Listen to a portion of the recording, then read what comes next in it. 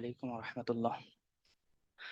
اللهم صل على محمد وعلى آل محمد كما صليت على إبراهيم وعلى آل إبراهيم إنك حميد مجيد. اللهم بارك على محمد وعلى آل محمد كما باركت على إبراهيم وعلى آل إبراهيم إنك حميد مجيد. আলহামদুলিল্লাহ, আজকে আমাদের উক্ত মাজলিসে ইসলাহি মাজলিসে আমাদের সুদূর খুলনা থেকে আগত মাওলানা গোলামুর রহমান হাফিজাহুল্লাহ আমাদের সামনে ইনশাল্লাহ আজকে অত্যন্ত গুরুত্বপূর্ণ আলোচনা পেশ করবেন ইনশাল্লাহ। এই জন্য আমরা সকলে অত্যন্ত গুরুত্বের সাথে ইনশাল্লাহ আমরা শুনবো। সবকিছু যেন আল্লাহ তাআলা আমল করার তৌফিক দান করেন ইনশাল্লাহ।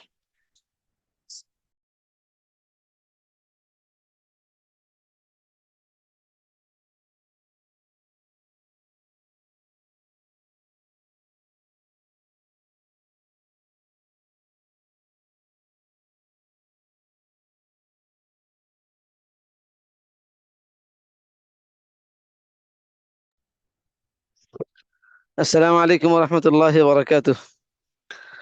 اللهم صل على محمد وعلى آل محمد كما صليت على إبراهيم وعلى آل إبراهيم إنك حميد مجيد.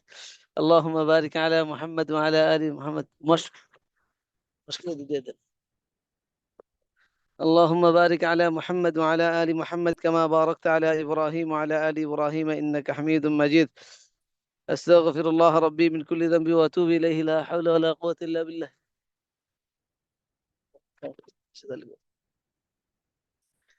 প্রিয় ভাই ও বোনেরা, এই মুহূর্তে আমাদেরকে কে দেখতেছেন? আল্লাহ। আমাদের কথা কে শুনতেছেন? আল্লাহ। আমি ইয়া করবো, আপনি বসেন, সমস্যা নেই। আমরা ঠিক আছে, আমরা এই কথাগুলি বলবো কাকে খুশি করার জন্য? আল্লাহকে খুশি করার জন্য।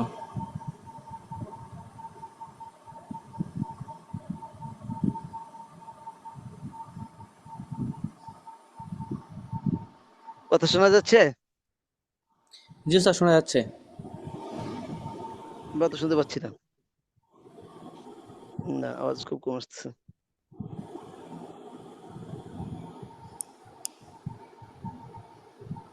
সালাম আলাইকুম রহমতুল্লাহ। ওয়ালাইকুম আসসালাম রাহমাতুল্লাহ। জি, কথা ঠিক আছে, কথা শোনা যাচ্ছে তাই না? আলহামদুলিল্লাহ। জি স্যার, আলহামদুলিল্লাহ শোনা যাচ্ছে। জি, জাযাকুমুল্লাহ আহসানা জাযা। আল্লাহ পাকের বহুত বহুত শুকরিয়া যে আল্লাহ সুবহানাহু ওয়া তাআলা আমাদেরকে আজকে একজন বড় মেহমান আমাদের সামনে উপস্থিত হয়েছেন। আমরা অনেক একজন বড় বুজুর্গকে আমরা পেয়েছি, বড় আলেমে দ্বীন হযরত মাওলানা মুফতি গোলামুর রহমান সাহেব হুজুর দামাত বরকাতুহুল আলিয়া, খুলনা বিভাগের সবচেয়ে বড় ওলামাদের মধ্যে থেকে একজন। তো আমরা হুজুরের কাছ থেকে নসিহত শুনবো ইনশাআল্লাহ। বড় বড় ওলামায়ে কেরামের কাছে যাওয়া, আলেমদের সহবতে যাওয়া আমাদের জন্য দুষ্কর হয়ে যায়, সম্ভব হয়ে ওঠে না। কিন্তু আমাদের এই বিভিন্ন সময়ে আমরা IOM ইসলামিক অনলাইন মাদ্রাসার পক্ষ থেকে আমরা আগেও মাঝখানে কিছুদিন গ্যাপ ছিল, আগেও আমাদের নিয়মিত ছিল প্রত্যেক মাসে একদিন ওলামাদের কাছ থেকে নসিহা নেওয়া, ইসলাহি নিজের আত্মিক রুহানি খোরাক অর্জন করা।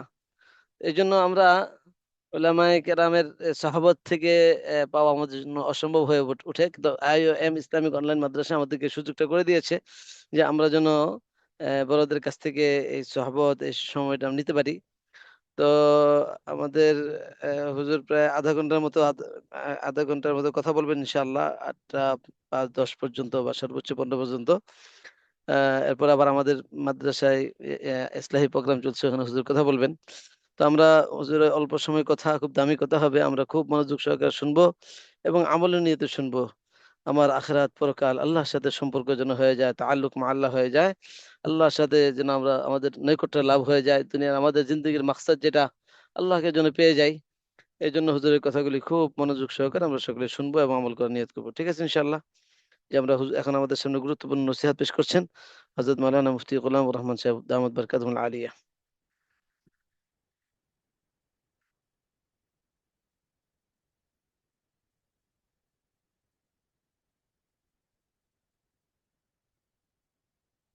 এটা যে লেভেলে আছে থাকবে। আসসালামু আলাইকুম ওয়া রাহমাতুল্লাহি ওয়া বারাকাতুহু।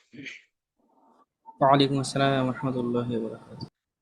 নাহমাদুহু ওয়া নুসাল্লি আলা রাসূলিহিল কারীম, আম্মা বা'দ। ফাআউযু বিল্লাহি মিনাশ শাইতানির রাজীম। বিসমিল্লাহির রহমানির রহিম। কুল নাহবিতু মিনহা জামিআ ফাইম্মা ইয়াতিয়ান্নাকুম মিন্নী হুদান ফামান তাবিআ হুদায়া ফালা খাউফুন আলাইহিম ওয়া লা হুম ইয়াহজানুন ওয়াল্লাযীনা কাফারু ওয়া কাযযাবু বিআয়াতিনা উলাইকা আসহাবুন নার হুম ফিহা খালিদুন। আল্লাহ তাআলার অনেক বড় মেহেরবানি যে আল্লাহ তাআলা আমাদেরকে একটা দ্বীনি প্রোগ্রামে একসঙ্গে কিছু কথা বলার ও শোনার তৌফিক দান করেছেন। আল্লাহ তাআলা তৌফিক না দিলে কোনো মানুষ তার নিজের ক্ষমতা বলে আর যোগ্যতার বলে নেক আমল করতে পারে না। আর আল্লাহ তাআলা তৌফিক না দিলে কেউ গুনার থেকেও বাঁচতে পারে না। যে আল্লাহ তাআলা আমাদেরকে এই মোবারক আমলের তৌফিক দান করেছেন, ওই আল্লাহ তাআলার জন্য আমরা শুকরিয়া আদায় করি, আলহামদুলিল্লাহ। আলহামদুলিল্লাহ। আল্লাহ তাআলা খুব অল্প সময়ের জন্য আমাদেরকে দুনিয়াতে পাঠিয়েছেন। রসুল করিম সাল্লাল্লাহু আলাইহি ওয়াসাল্লামের ঘোষণা যে দুনিয়াতে এই উম্মাতের হায়াত হলো 60 থেকে 70 বছর। তো আমাদের গড় আয়ু যদি দেখা যায় তো হুজুর আকরাম সাল্লাল্লাহু আলাইহি ওয়াসাল্লামের এই কথার ভিতরেই আছে, কেউ এর চাইতে একটু বেশি দিন বাঁচে, আবার কেউ আগে দুনিয়া ছেড়ে চলে যায়। তো মোট দেখলে দেখা যায় যে গড়ে আমাদের দুনিয়াতে অবস্থানটা এইরকম 60 থেকে 70 বছরের মধ্যে। অথচ আল্লাহ তাআলা এই সময়ের ভিতরে আমাদেরকে অত্যন্ত গুরুত্বপূর্ণ একটা জিম্মাদারি, একটা গুরুত্বপূর্ণ দায়িত্ব আল্লাহ তাআলা আমাদের উপরে দিয়েছেন। তা হলো এই সীমিত জীবন দিয়ে, এই সীমিত জীবনের মেহনত দিয়ে অনন্তকালের জীবনের সুখ শান্তির সামানা এখান থেকে গোছায় নেওয়া। আমরা যদি দুনিয়ার অবস্থানটাকে লক্ষ্য করি তাহলে দেখব যে এই 60-70 বছরের একটা জীবনকে সুখময় করতে জীবনের শুরু থেকে 20-25 বছর যাবৎ লেখাপড়ায় কাটাইতে হয়। এরপরে যদি কোনো ভালো চাকরি বাকরি অথবা কোনো ব্যবসায় মানুষ যোগদান করে তাহলে দৈনন্দিন জীবনের 10, 12, 15 ঘন্টা পর্যন্ত সে কাজে ব্যয় করতে হয়। এই সব কিছুর পরে যতটুকু সময় জীবনের থাকে এইটুক সময়ের শান্তির জন্য জীবনের 3/2 ভাগ সময় ব্যয় করতে হয় আর 1 ভাগের শান্তি হাসিলের জন্য। তো দুনিয়াতে যখন এত কষ্ট করে মেহনত করে দুনিয়ার জীবনে শান্তি আনয়ন করতে হয়, আখিরাতের অনন্তকালের জীবনের শান্তির জন্য উচিত ছিল জীবনের বৃহৎ অংশটা সেই কাজে ব্যয় করা। কিন্তু আল্লাহ তাআলা দয়া পরবশ হয়ে এই উম্মতের অল্প আমলকে অনেক বেশি মূল্যায়ন করছেন, অনেক বেশি। হাদিসে আসছে তা'মালুনা কলিল তুজারুনা কাসির, যে তোমরা আমল করবে সামান্য অথচ বিনিময়ে দেয়া হবে তোমাদেরকে অনেক বেশি। তো আল্লাহ তাআলা দয়াপরবশ হয়ে আমাদেরকে এই সুযোগ দান করছেন যে অল্প কাজের বড় বিনিময় আল্লাহ তাআলা আমাদেরকে দিয়েছেন, দিচ্ছেন, দেওয়ার ওয়াদা করেছেন।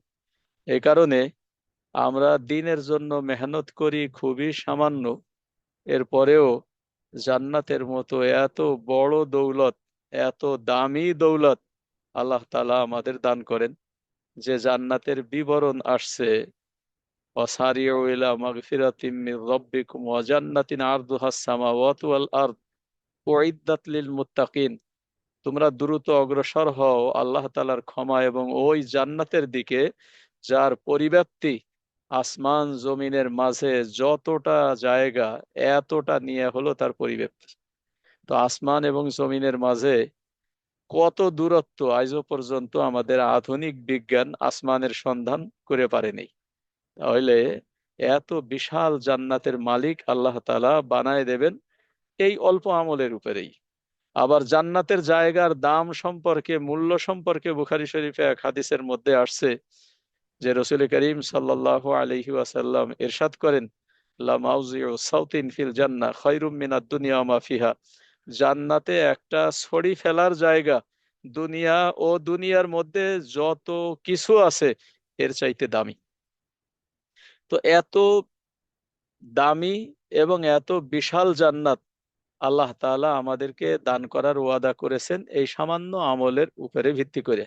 এরপরেও যদি আমরা আমাদের জীবনে এ বিষয়টাকে গাফিলতির সাথে পার করি এবং আল্লাহ তাআলার হুকুম আহকাম মোতাবেক যথাযোগ্যভাবে আমল না করি, তাহলে নিঃসন্দেহে এটা আমাদের নিজেদেরই হতভাগ্য বলতে হবে।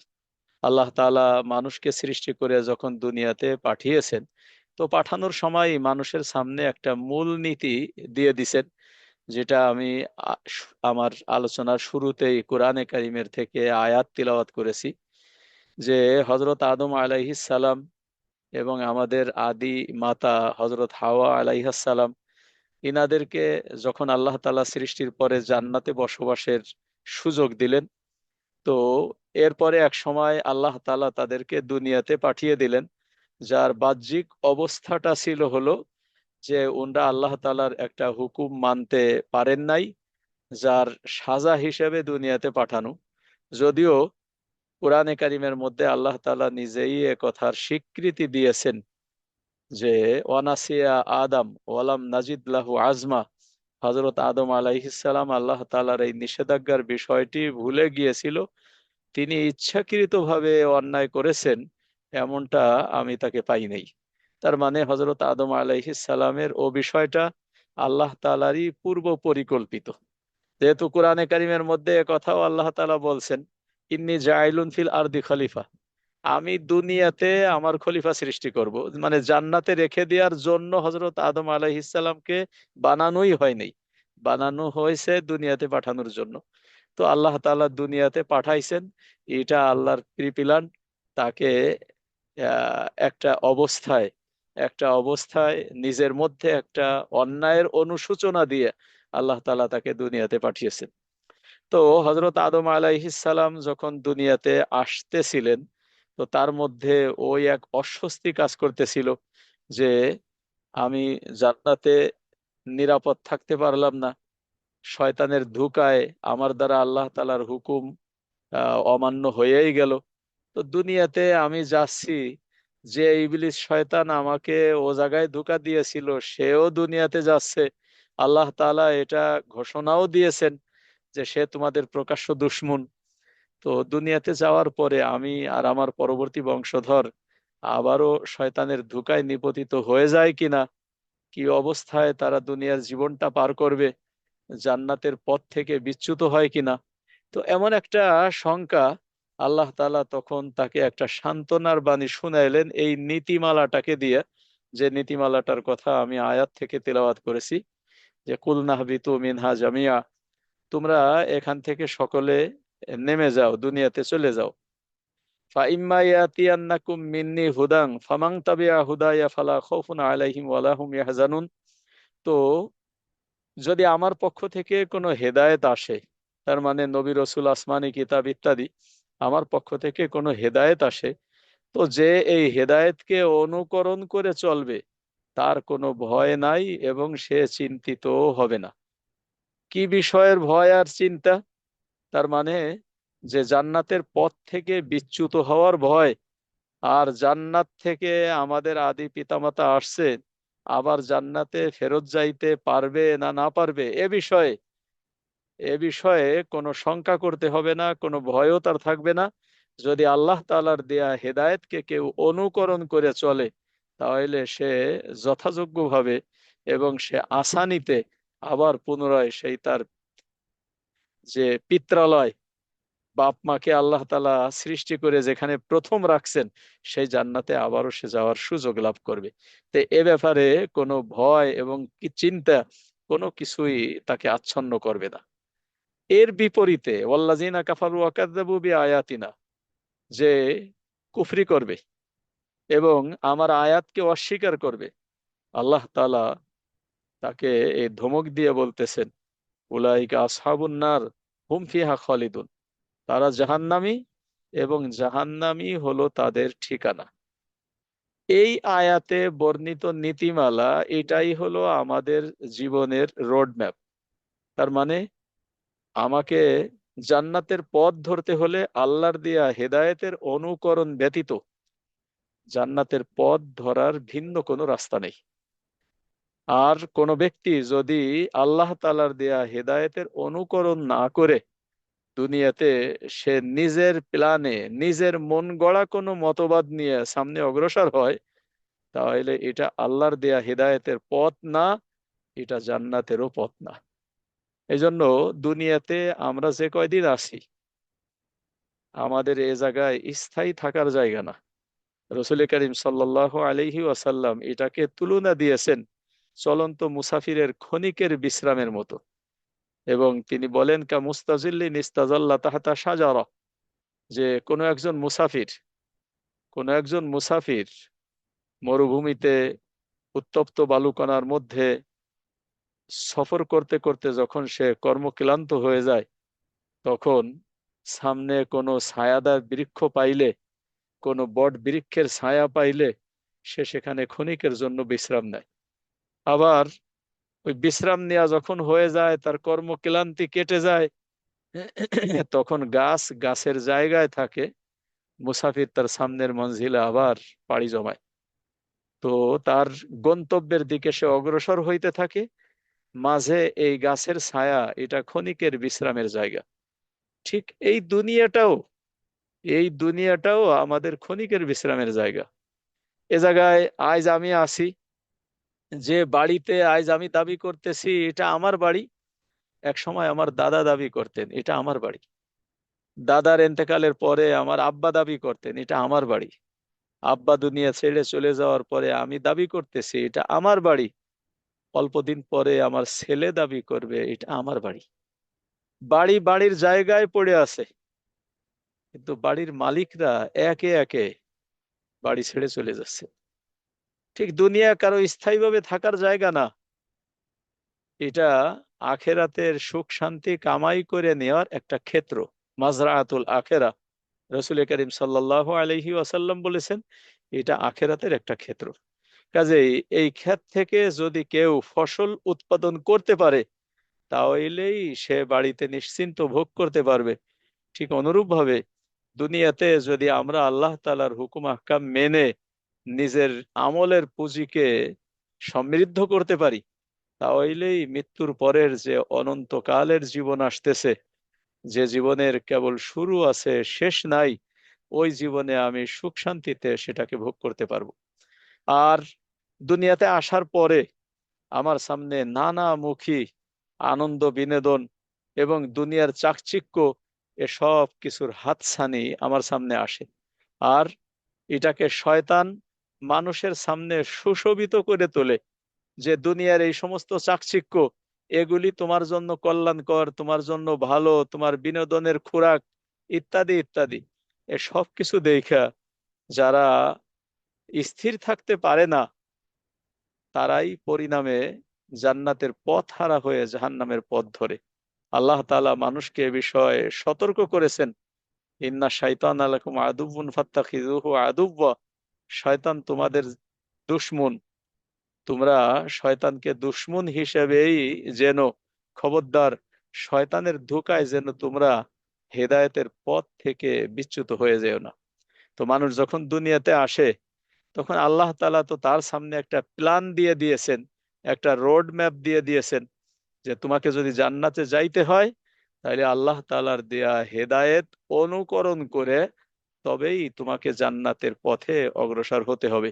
কিন্তু দুনিয়াতে আসার পরে মানুষ তার নিজের জীবনের সামনে আরো বেশ কিছু প্ল্যান তৈরি করে, বেশ কিছু রোড ম্যাপ তৈরি করে, এবং এর সবগুলি দেখা যায় যে এটা নিজের জীবনের, পার্থিব জীবনের সুখ শান্তি আরামায়েশ আনন্দ বিনোদন, এ জায়গার মান সম্মান ক্ষমতা ইত্যাদিকে কেন্দ্র করে সে একটা প্ল্যান সাজায়। তো এই প্ল্যান তাকে পরকালীন শান্তি থেকে জান্নাতের পথ থেকে বিচ্যুত করে। এত সত্ত্বেও মানুষ দুনিয়ার জন্য একটা প্ল্যান সাজায়। আল্লাহ তাআলা মূলত মানুষের কাছে এটা দেখতে চান যে তুমি কি আমার দেয়া পরিকল্পনায় দুনিয়াতে জীবনযাপন করো, নাকি তুমি তোমার জন্য একটা স্বতন্ত্র পরিকল্পনা বানায় নাও যেটা আমার পরিকল্পনার বাইরে। তো এই পরীক্ষায় যে পাশ করে, যে আল্লাহ তাআলার দেয়া জীবন বিধানকেই নিজের জীবনের পরিকল্পনা হিসেবে গ্রহণ করে, সে জান্নাতের পথে অগ্রসর হয়। আর এর বিপরীতে যে আল্লাহর দেয়া জীবন বিধানকে ছেড়ে দিয়ে নিজের জন্য ভিন্ন কোনো প্ল্যান তৈরি করে, সে আল্লাহ তাআলার পথ থেকে বিচ্যুত হয় এবং তার পরিণাম সে জান্নাত থেকে ছিটকে যায়, জাহান্নামগামী হইতে থাকে। এজন্য আল্লাহ তাআলা কুরআনে কারীমের মধ্যে মানুষের এ অনুভূতি জাগ্রত করার জন্য এটা বলেছেন যে কাইফা তাকফুরুনা বিল্লাহ ওয়া কুনতুম আমওয়াতান ফাআহইয়াকুম সুম্মা ইউমীতুকুম সুম্মা ইউহয়ীকুম সুম্মা ইলাইহি তুরজাউন।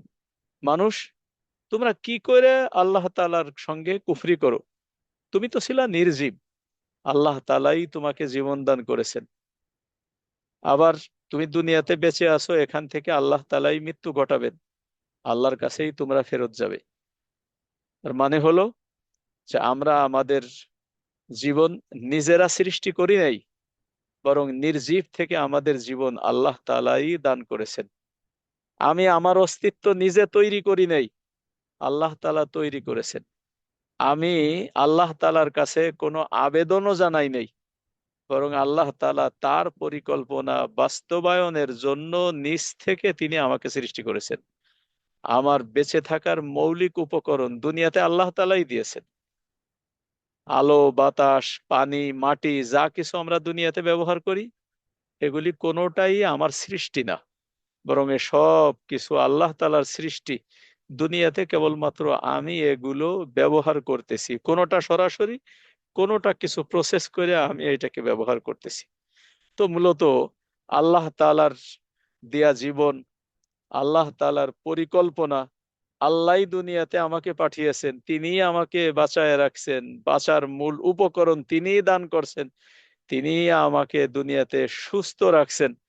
এ সব কিছু যখন আল্লাহর, তখন দুনিয়াতে এসে পরিকল্পনা তো আমার চলবে না, পরিকল্পনা তো তার চলবে যিনি বিনিয়োগ করছেন।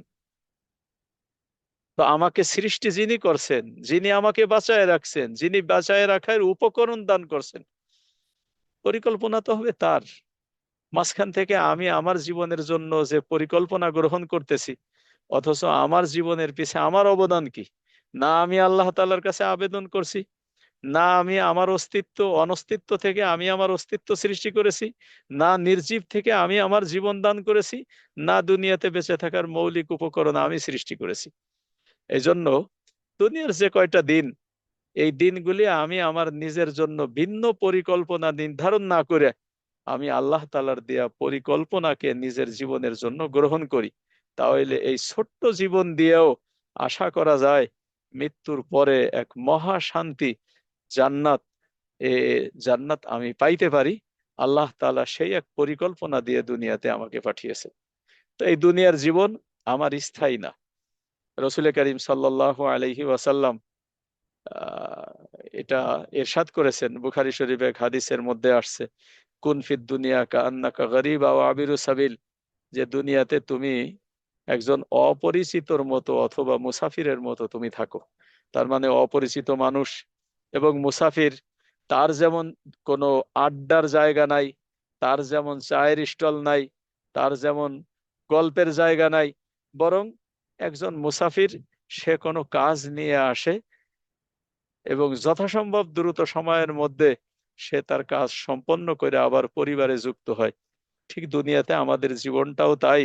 এখানে একটা পরিকল্পনা দিয়ে আমাকে পাঠানো হয়েছে। কোন সময় আমাকে ডাক দেয়া হবে আমার জানা নাই। যে কোনো সময় আমার জীবনের এ যবনিকা ঘটবে, জীবনের পরিসমাপ্তি ঘটবে। তো আল্লাহ তাআলা যখন আমাকে ডাক দেন, আমি যেন আল্লাহ তাআলার সামনে গিয়ে আমি আমার এই জীবন সম্পর্কে একটা সুন্দর কথা বলতে পারি যে, যে জীবন তুমি আমাকে দান করেছো, আমি আমার এই জীবন দিয়ে তোমার পরিকল্পনা বাস্তবায়নের পিছেই মেহনত করেছি, এ কথাটা যেন বলতে পারি। হযরত আব্দুল্লাহ বিন উমর রাদিয়াল্লাহু তাআলা আনহুমা থেকে বর্ণিত এই হাদিস, উনি ইরশাদ করেন যে ইজা আসবাহাতা ফালা তান্তাজিরিল মাসা ওয়া ইজা আমসাইতা ফালা তান্তাজিরিস সাবা ওয়া উদ্দা নাফসাকা মিন আসহাবিল কুবুর। যখন তুমি সকাল যাপন করো তখন তুমি এটা মনে করো না যে সন্ধ্যা পর্যন্ত তুমি বেঁচে থাকবে, আবার যখন তোমার জীবনে সন্ধ্যা আসে তখন তুমি এটা ভেবো না যে তুমি সকাল পর্যন্ত বেঁচে থাকবে। যখন সকাল হয় তখন তুমি মনে করে নাও হতে পারে এটা তোমার জীবনের শেষ সকাল, আজকের দিনের সন্ধ্যা, আবার আগামীকালকের সূর্য উদয়, এটা দেখা হয়তো তোমার আর নসিবে হবে না। কত মানুষ এমন আছে যে সকালবেলা বাড়ি থেকে বেরোয় যায়, অনেক পরিকল্পনা মাথায় নিয়ে যায়, বাড়িতে বলে যায় যে খবরদার বিশেষ কোনো প্রয়োজন না হইলে আমাকে ফোন দিবা না, আজ সারাদিন আমি ব্যস্ত আছি। হয়তো দেখা গেছে 2 ঘন্টা পরে তারই মোবাইল ফোন থেকে ভিন্ন কণ্ঠস্বর ভেসে আসছে যে মোবাইলওয়ালা বেঁচে নাই। আবার এমনও অনেক ঘটনা, রাতের বেলায় খানা দানা খেয়ে মানুষ ঘুমায় পড়ে, সকালবেলায় অনেক কাজের পরিকল্পনা মাথায় নিয়ে ঘুমায়, সকালবেলায় দেখা যায় আর দরজা খুলছে না, বারবার ডাকার পরেও অগত্যা যখন দরজা ভেঙে ভিতরে যেয়ে দেখা গেছে বেশ আগেই দুনিয়ার থেকে বিদায় নিয়ে চলে গেছে। এমন অহরহ ঘটনা আমাদের সামনে ঘটতেছে। তারপরেও দুনিয়ার জিন্দেগিটাকে আমরা কেমন যেন মনে করে নিছি যে আমি আসছি, অন্য মানুষ যাচ্ছে, আমার সামনে ঘটতেছে, কিন্তু এ ঘটনা মনে হয় আমার না, এ ঘটনা অন্যদের। এমন মানুষ আসবে যাবে, আমিও চলে যেতে পারি, এ কথা কেন যেন আমার মনে জায়গা নেয় না। এই জন্য দুনিয়ার এই হায়াতটা খুবই সংক্ষিপ্ত হায়াত। আমরা এই হায়াতটায় চেষ্টা করব যেন আখেরাতের পুঁজি সংগ্রহ করে এখান থেকে বিদায় নিতে পারি, আর এই অল্প সময়ে আমার জীবনের জন্য একটা বড় কিছু বয়ে আনতে পারে, একটা বড় কল্যাণ ও সফলতা বয়ে আনতে পারে। তো এর জন্য সুনিয়ন্ত্রিত জীবন পরিচালনা, স্রোতে গা ভাসায় না দিয়া আল্লাহ তাআলার রেজামন্দি, তার খুশি সন্তুষ্টি, এটাকেই জীবনের একমাত্র লক্ষ্য রাখা, এইভাবে আমাকে অগ্রসর হতে হবে। এবং এর জন্য সবচাইতে বেশি প্রয়োজন যেটা, তা হলো গুনাহমুক্ত জীবন গড়া।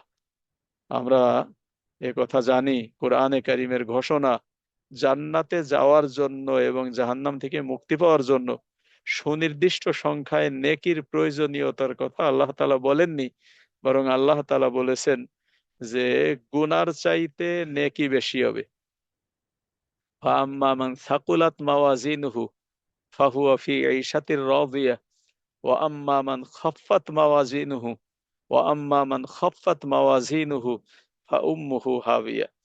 যে যার নেকির পাল্লা ওজনই হবে, ভারী হবে, তার একটা শান্তির জীবন যাপন লাভ হবে। আর যার নেকির পাল্লা হালকা হবে তার ঠিকানা হবে জাহান্নাম। তো এ জায়গায় একজন মানুষ জান্নাতে যাওয়ার জন্য গুনাহের চাইতে তার নেকি বেশি থাকা দরকার। এখন যদি আমরা ধরে নেই কোনো একজন মানুষের আমল নামায় হয়তো 1 কোটি নেকি আছে, কিন্তু গুনাহ 1.5 কোটি, তাহলে 1 কোটি নেকি থাকা সত্ত্বেও তার গুনার পাল্লা ভারী হওয়ার কারণে বিচারিক দৃষ্টিতে তার জন্য জাহান্নামের ফায়সালা হবে। বাকি আল্লাহ তাআলা যদি তাকে মাফ করে দেন, এটা আল্লাহ তাআলার বিষয়। এর বিপরীতে কোনো একজন মানুষ যদি তার আমল নামায় মাত্র 1টা নেকিও থাকে, বিপরীত দিকে গুনার পাল্লা 0, তাহলে একজন মানুষ 1টা নেকি নিয়েও সে জান্নাতে যাইতে পারে যদি গুনার পাল্লা 0 থাকে।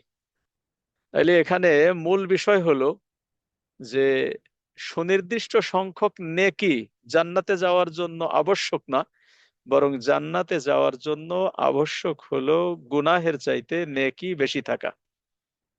তো নেকি কামাই করা এটা একটা দিক, গুনার থেকে নিজেকে বাঁচায় রাখা এটা আরেকটা দিক। তো আমরা যদি নেকি কামাইয়ের যেটা আবশ্যকীয় ব্যবস্থা, 5 ওয়াক্ত নামাজ ঠিক মতো আদায় করা, রমজান মাসের রোজা রাখা, তারপরে জাকাত পরিমাণ সম্পদ হইলে জাকাত দেওয়া, হজের সম্পদ হইলে হজ করা, হালালের উপরে টিকে থাকা, পর্দাপর্শিদা পালন করা, নিজের সততা সতীত্ব এগুলিকে হেফাজত করা। এই যে বিষয়গুলি আছে, মৌলিক দিকগুলি ইসলামের, এই মৌলিক দিকগুলি যদি আমরা এটাকে ধারণ করে রাখি, মৌলিক বিষয়ের উপরে আমি অটল থাকি, তাহলে দৈনন্দিন এমনিতেই আমল নামায় অনেক নেকি আলহামদুলিল্লাহ যুক্ত হইতে থাকে। সাথে সাথে কোরআনে কারিমের কিছু তিলাওয়াত দৈনন্দিন, হাদিসের মধ্যে আসছে, মান কারা হারফাম মিন কিতাবিল্লাহ ফালাহু হাসানা ওয়াল হাসানাতু বিআশরি আমসালিহা, যে দৈনন্দিন মানুষ যদি তিলাওয়াত করে, তো এক এক অক্ষর তিলাওয়াতের বিনিময়ে মানুষ 10টা নেকি লাভ করে। তো 5 ওয়াক্ত নামাজে তিলাওয়াত এমনিতেই সাধারণ তিলাওয়াতের চাইতে অনেক বেশি নেকি এতে হাসিল হয়। এরপরেও আমরা যদি ধরেও নেই যে নামাজে 5 ওয়াক্ত নামাজ এবং তার আগে পরের সুন্নাত দিয়ে দৈনিক মানুষ যে কয়বার যে কয় ওয়াক্ত যে কয় রাকাত নামাজ পড়ে, এই নামাজের মধ্যে শুধুমাত্র প্রত্যেক রাকাতে যেটা সে বিসমিল্লাহ বলে, এক বিসমিল্লার মধ্যে 19টা অক্ষর, এবং এটাই 190টা নেকি যদি সাধারণ তিলাওয়াত হয়। আর নামাজের মধ্যে তিলাওয়াতের বিষয়ে তো হাদিসে বর্ণিত হয়েছে যে অক্ষর প্রতি 100টা নেকি আল্লাহ তাআলা দান করেন।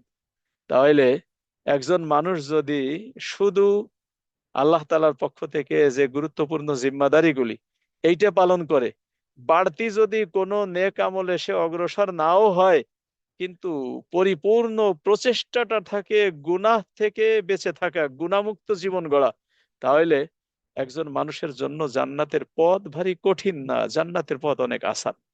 এই জন্য আমরা যদি এই পথটায় অগ্রসর হই, যে গুনাহমুক্ত জীবন গড়ব, আর আল্লাহ তাআলার পক্ষ থেকে আমাদেরকে যে গুরুত্বপূর্ণ দায়িত্বগুলি দেওয়া হয়েছে, যে দায়িত্বগুলি পালন না করলে আখেরাতে জিজ্ঞাসাবাদ আছে, এই দায়িত্বগুলি ঠিক মতো আদায় করব। তার মানে বলা যায় দৈনন্দিন 5 ওয়াক্ত নামাজ পর্দাপশিদে মেনে চলা, হালালের উপরে টিকে থাকা, রমজানের রোজা রাখা, আর জাকাত আর হজ ধনীদের জন্য বাড়তি। তো এইটুকের উপরে যদি আমরা টিকে থাকতে পারি আর গুনাহমুক্ত জীবন গড়তে পারি, তাহলে এটাই একজন মানুষের জান্নাতের পথকে সহজ করে দেয়। এজন্য আমরা সর্বাত্মক চেষ্টা করব এইটাকে ঠিক রাখার জন্য। এরপরেও আমাদের প্রচেষ্টা সত্ত্বেও কিছু না কিছু গুনাহ আমল নামায় হয়ে যাবে। তো এটা মানবীয় স্বভাবের অন্তর্ভুক্ত, কিছু না কিছু গুনাহ হয়ে যাবে। তো সেক্ষেত্রে আমাদের আল্লাহ তাআলা আমাদের সামনে একটা বড় সুযোগ রাখছেন। কুলিয়া ইবাদি আল্লাযিনা আসরাফু আলা আনফুসিহিম লা তাকনাতু মির রাহমাতিল্লাহ ইন্নাল্লাহা ইয়াগফিরুয যুনুবা জামিআ ইন্নাহু হুয়াল গফুরুর রহিম। আল্লাহ তাআলা বান্দাদেরকে ডাক দিচ্ছেন, আপনি বলেন, হে আমার বান্দারা, যারা গুনাহের কারণে নিজেদের প্রতি নিজেরা অবিচার করেছো, জুলুম করেছো, আল্লাহ তাআলার রহমত থেকে নিরাশ হয়ে যেও না। আল্লাহ তাআলা তোমার সব গুনাহ মাফ করে দিবেন। আল্লাহ তাআলা গফুরুর রহিম। আল্লাহ তাআলার কোরআনে কারিমে আল্লাহ তাআলার এই ঘোষণা, এটা আমাদের জন্য বড় একটা আশার বাণী, যে মানুষ যদি শত অন্যায়ও করে আর আল্লাহ তাআলার কাছে নিজের অনুতাপ ব্যক্ত করে, দুফোঁটা চোখের পানি ফেলে আন্তরিকভাবে আল্লাহ তাআলার কাছে ক্ষমা প্রার্থনা করে, তাহলে বান্দার আমল নামার শত সহস্র গুনাহ এটা মুহূর্তের মধ্যেই সব নিঃশেষ হয়ে আমল নামা সাদা হয়ে যেতে পারে। এক হাদিসের মধ্যে আসছে যে রসুল করিম সাল্লাল্লাহু আলাইহি ওয়াসাল্লাম ইরশাদ করেন, ইন্নাল আবদা ইযা আযনাবা যামবান ফায়াকুল রব্বি ইন্নী আযনাবতু যামবান ফাগফিরলি। যে বান্দা যখন কোনো গুনাহ করে বসে, এরপরে অনুতাপের সাথে আল্লাহ তাআলাকে কথা বলে, আল্লাহ আমি গুনাহ করে ফেলছি, দয়া করে মাফ করে দাও, আমি গুনাহ করে ফেলছি, দয়া করে মাফ করে দাও। তো আল্লাহ তাআলা নিজে বলেন, আলিমা আবদি আন্নালাহু রব্বান ইয়াগফিরু যামবা ওয়া ইয়াখুযু বিহি।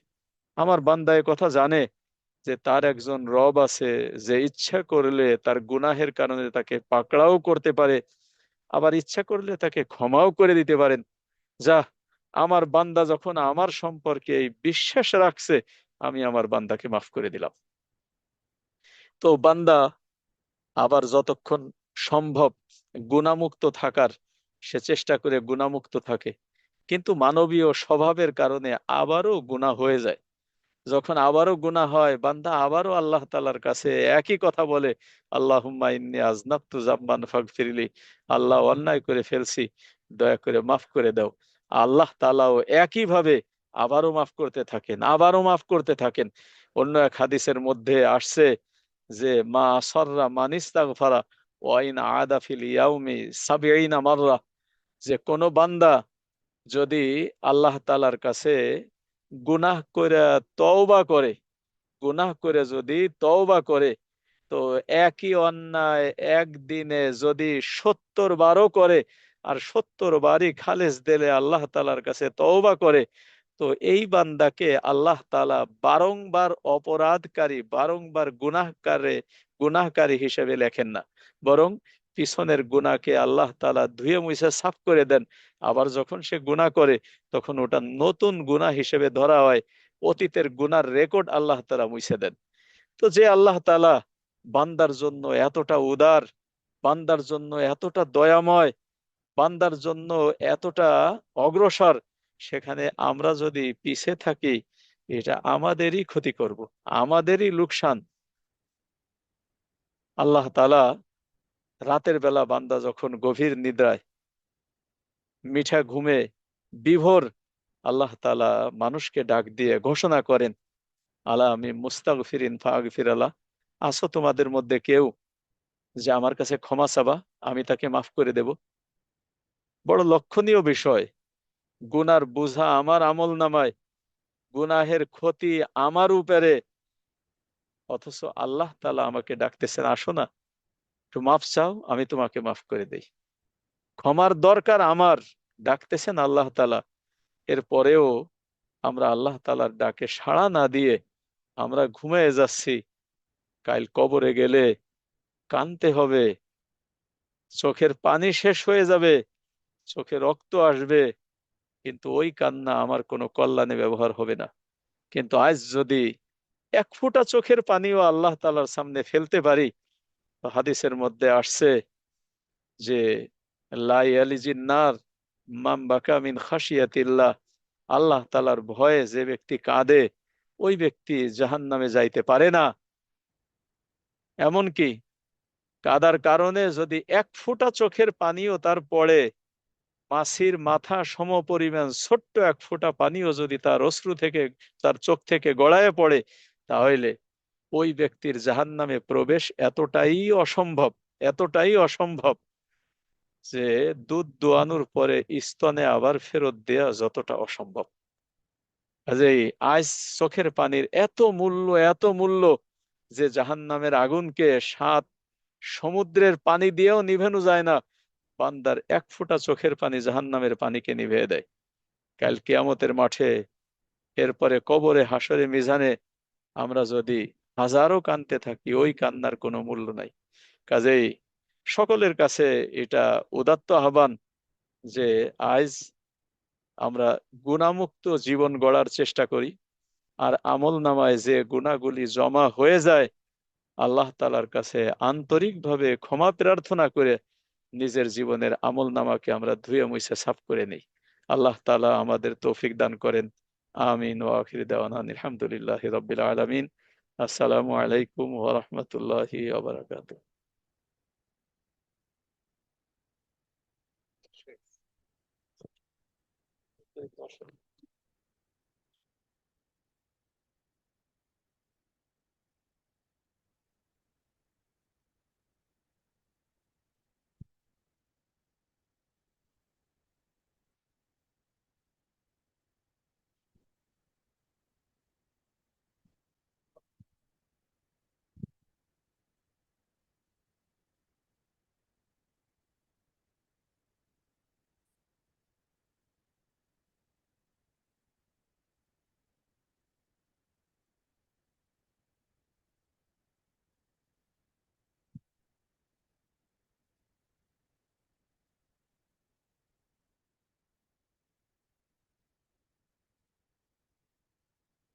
আলহামদুলিল্লাহ, আমরা উস্তাদের কাছ থেকে যে আলোচনাগুলো শুনলাম, সবাই এর উপর পরিপূর্ণভাবে আমল করার চেষ্টা করবো ইনশাআল্লাহ। আলোচনা শেষ, আমরা যাদের ক্লাস আছে ক্লাসে জয়েন হয়ে যেতে পারি ইনশাআল্লাহ।